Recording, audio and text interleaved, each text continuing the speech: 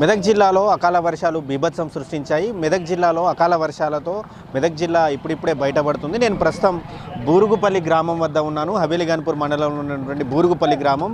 ఇది మనం చూస్తున్నటువంటి రోడ్ ఏదైతే ఉందో ఆ రోడ్ అంతా కూడా భారీ వర్షాలకు ఇటీవల భారీ కోతకు గురైంది. దీంతో పూర్తిగా హవేలీగన్పూర్ నుంచి దాదాపు ఒక 10 గ్రామాలకు రాకపోకలు నిలిచిపోయాయి. దీంతో ఇప్పుడిప్పుడే ఆ రోడ్డుపై మొత్తం అంతా కూడా మొరం వేసి చదును చేస్తుండడంతో ఇప్పుడిప్పుడే వాహనాల రాకపోకలు అయితే కొనసాగిస్తున్నాయి. అయితే అసలు ఈ రోడ్డు ఎవరు వేశారు, ఎందుకు వేశారు, అసలు గ్రామస్తులే సొంతంగా వేసుకున్నారా లేకపోతే అధికారులు ఏమైనా వారికి ఫండ్ ఇచ్చి చేయించారన్న దాన్ని గ్రామస్తులు ఉన్నారు, గ్రామస్తులతోటే మాట్లాడదాం. చెప్పండి, అసలు ఈ రోడ్డు ఎప్పుడు వేశారు, మీరే వేసుకున్నారా లేకపోతే అధికారులు వేశారా? అంటే ఇప్పుడైతే ప్రజెంట్ మేమే వేసామండి. కాకపోతే మా ఎమ్మెల్యే మైనంపల్లి రోహిత్ గారి ఆదేశాల మేరకు మా కాంగ్రెస్ కుటుంబ సభ్యులు అందరం కలిసి మేము కలిసికట్టుగా ఏకతాటి మీద నిలబడి ఈ పని చేశామండి. ఓకే, అంటే ఇప్పుడు ఆ రోజు రోడ్డు తెగిపోయింది, దాదాపు ఒక 2-3 రోజులు అసలు ఏ గ్రామాలకు కూడా కనెక్టివిటీ అనేది లేదు.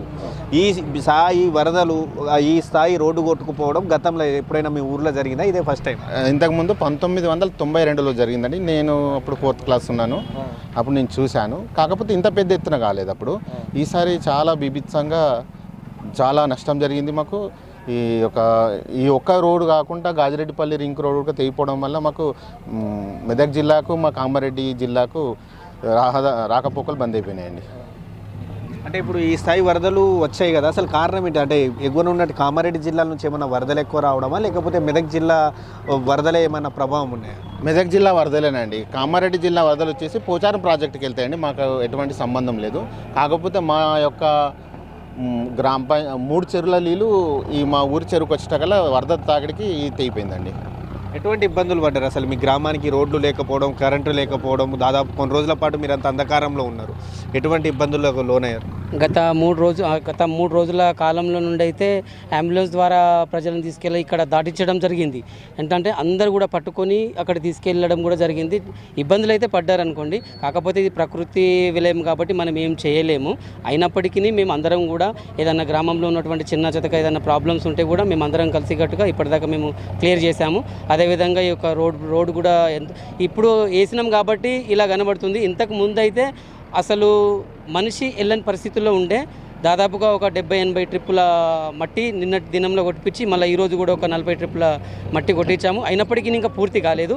రేపటి దినంన ఇది పూర్తిగా చేసేసి మరి ప్రజలకు కూడా కష్టాలు అన్నీ చేస్తామని చెప్పుకుంటున్నాం. ఇప్పుడు మీరు రోడ్డు తాత్కాలికంగా వేశారు, సరే అధికారులు అదే బాగుందని వదిలేస్తే మీకు శాశ్వత పరిష్కారం దొరికే అవకాశం ఉండదు. మరి ఉండదు. వాళ్ళ ఒకవేళ అధికారులు కూడా ఆ విధంగా చేసారు అనుకో, ఆల్టర్నేట్గా మేము కూడా చేసుకుంటాం మేము. ఎందుకంటే వీళ్ళు ఇప్పుడు అధికారులు వస్తురు చూస్తురు పోతురు, పైసలు ఇప్పుడు మా డబ్బులు పెట్టుకొని మేము వర్క్ చేపిస్తున్నాము. అధికారులు వచ్చి తొందరగా ఇమీడియట్ ఈ నెల కానీ 2 నెలలు కానీ ఈ వర్క్ కంప్లీట్ చేస్తేనే లెక్క. లేదంటే మేము భారీ ఎత్తున ఏదైనా ర్యాలీలు కానీ ఏదైనా చేసుకుంటాం మేము, ధర్నాలు కూడా. ఇది పరిస్థితి చూసుకోవచ్చు. గ్రామస్తుల వారంతా ఏకమై మాత్రం రోడ్డు వేసుకున్నారు. అలాగే ఈ స్థాయి వరదలు మాత్రం గతంలో ఎన్నడూ చూడలేదని వారు చెప్తున్నారు. గతంలో 1992లో వచ్చినటువంటి వరదలు కూడా ఈ స్థాయిలో వరదలు రాలేదు.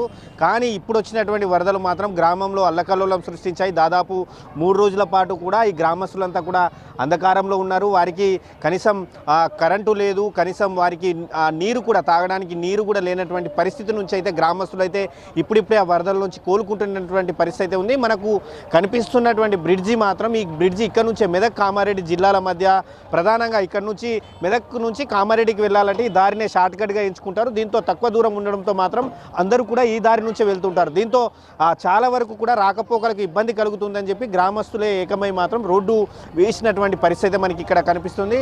అధికారులు ఇప్పుడు వేసినటువంటి రోడ్డును ఏదైతే ఉందో దాన్ని కాకుండా శాశ్వతమైనటువంటి పరిష్కారం చూపాలని చెప్పి మాత్రం గ్రామస్తులు కోరుతా ఉన్నారు. కెమెరామ్యాన్ రమేష్తో శ్రీనివాస్, NTV, ఉమ్మడి మెదక్ జిల్లా.